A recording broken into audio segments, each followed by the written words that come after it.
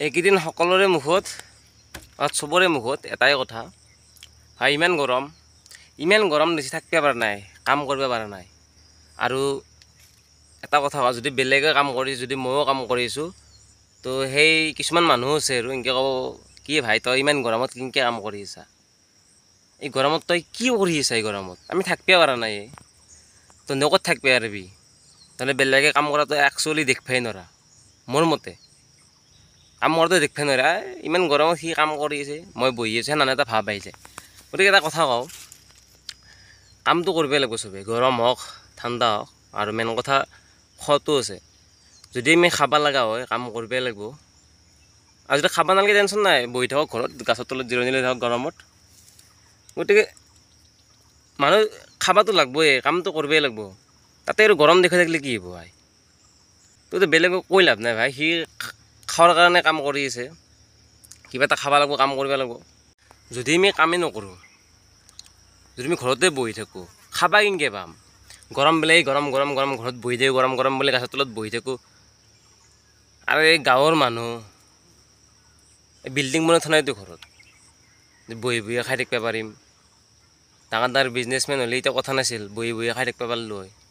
গাঁৱৰ মানুহ গাঁৱতে থাকে, চব কাম কৰিয়ে খায়, চব খেতি বাতি কৰিয়ে খায়। তাতে বহি থাকিব লাগে, গৰম সহ্য কৰিব নোৱাৰা। এই গৰম গাঁৱত যদি গৰম সহ্য কৰিব নোৱাৰে, আপোনালোকে চহৰত থাকি কেনেকৈ গৰম সহ্য কৰিব? চহৰততো কাম চলি আছে, গৰম ঠাণ্ডা মেল নাই। আৰু আমাৰ গাঁৱৰ পৰা যোনে কাম কৰিব গৈছে চহৰত, সেইটো কাম কৰিয়ে আছে, কৰিবই লাগিব। মালিকৰ আণ্ডাৰত যোনে কাম কৰিছে, কাম কৰিব লাগিব, গৰম চৰম একো নাই। চহৰত যদি মানুহে গৰমত যায় কাম কৰি ৰাখিব পাৰে, গাঁৱত কিয় নোৱাৰে? কি আছে? গৰম বুলি বহি থাকি লাভ নাই মোৰ হিচাপ মতে। খাইছোঁ যাতে কৰিবই লাগিব, আৰু খাবও লাগিব, কৰিবও লাগিব। গৰম আছে অলপ জিৰক আৰু কাম কৰক।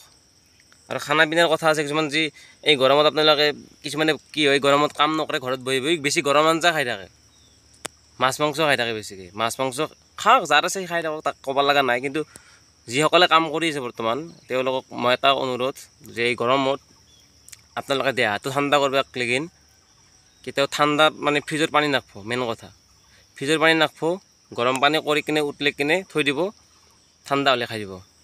কেনেকৈ ফ্ৰিজৰ পানী? যিটো বৰ্তমান গৰমৰ যিটো বৰ্তমান উত্তাপ, এই গৰমত চবৰে এটাই বেমাৰ, জ্বৰ, চৰ্দি, মাথাৰ বিষ। আৰু সেইটো মোৰো হৈছিল, মোৰ হৈ গ'ল, মোৰ 3 দিন হৈ গ'ল। আৰু মই 3 দিন হৈ যোৱাৰ পিছত অলপ ভাল পাইছোঁ এতিয়া। আৰু মই গৰম পানী ব্যৱহাৰ কৰিছোঁ, আগৰ পৰাই ব্যৱহাৰ কৰোঁ আমি গৰম পানী ঘৰত। আৰু এইটোও মই গৰম পানী ব্যৱহাৰ কৰিছোঁ, এতিয়া বটলত গৰম পানী থোৱাই আছে। আৰু নেক্সট কথা হ'ল, খানাৰ কথাটো কৈছিলোঁ মই, যে বেছি গৰম আঞ্জা খাব নালাগে। নৰ্মেল চব্জি আছে, চব্জি বনাওক, বেছি জ্বালা চালা দিব নালাগে। দালি চালি বেছি জ্বালা চালা দিব নালাগে।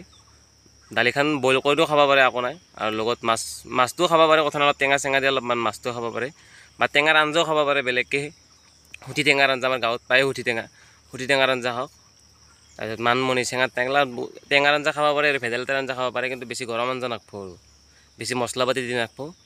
নৰ্মেলকৈ খাওক খানা, বেছিকৈও নাখাব গৰমত। নৰ্মেল খানা খাওক, নৰ্মেলকৈ থাকক, পানী বেছিকৈ খাওক। আৰু গৰম পানীটো খাই থাকিব একদম। কাৰণ ঘাম ওলাই যাই আছে না, ঘামটো যেতিয়া বাহিৰ হৈ আছে, পানী ওলাই যাই আছে দেহাৰ পৰাই, তো পানী খাব লাগিব। পানী খাই থাকক, নাই বুলিও আপুনি 4 লিটাৰটো পানী খাবই লাগিব দিনটোত, গৰমত বিশেষকৈ। ঠাণ্ডা পানী নাখাব, ফিল্টাৰ কৰি খাব, বা নহ'লে ডাইৰেক্ট মানে কুঁৱাৰ পৰা দমকলৰ পৰা উঠাই নি ডাইৰেক্ট নাখাব পানীটো। গৰম কৰি খাওক, ঠাণ্ডা কৰি খাব, অলপ গৰমটো ঠাণ্ডা কৰে। কাৰণ গৰমে বহুতে খাব নোৱাৰে, চবৰে অভ্যাস নাই আৰু। তো ভালকৈ থাকক গৰমত, বেছি ঘূৰা ফুৰাও কৰিব নালাগে। বেছি গৰম বোলে কাম চাম নকৰি যদি ঘূৰিয়ে থাকে নমতে, বেমাৰ বেছি হ'ব। আৰু ক'ৰবাত গা ধুব যাওঁ, এই দূৰত গা ধুব যাম, এইগিলান চব মিছা কথা। ঘৰত আৰামত থাকক, অলপ চলপ কাম কৰক, ঘামো অলপ, পানীও খাওক, খানাও খাওক, জিৰাকো, আৰামত থাকক। আৰু যিসকলে কৈ আছিল যি এই গৰমত কেনেকৈ কাম কৰিছে ভাই, তহঁতক এটা কথা ক'ব বিচাৰোঁ, কাম কৰা গাঁৱৰ চলি যদি কাম নকৰোঁ, বা সেই চলিটো যদি গাঁৱৰ চলি যদি কাম চাম নকৰে, খাব কেনেকৈ? সেইগিলা মাথা মাৰি লাভ নাই। কাম কৰক, খাওক, জিৰাই থাকক, কাম কৰি থাকক, বঢ়িয়া, বিন্দাছ থাকক। বেলেগৰ কথা শুনিও লাভ নাই, বেলেগ বহুত কিবা কাৰণে ক'ব পাৰে।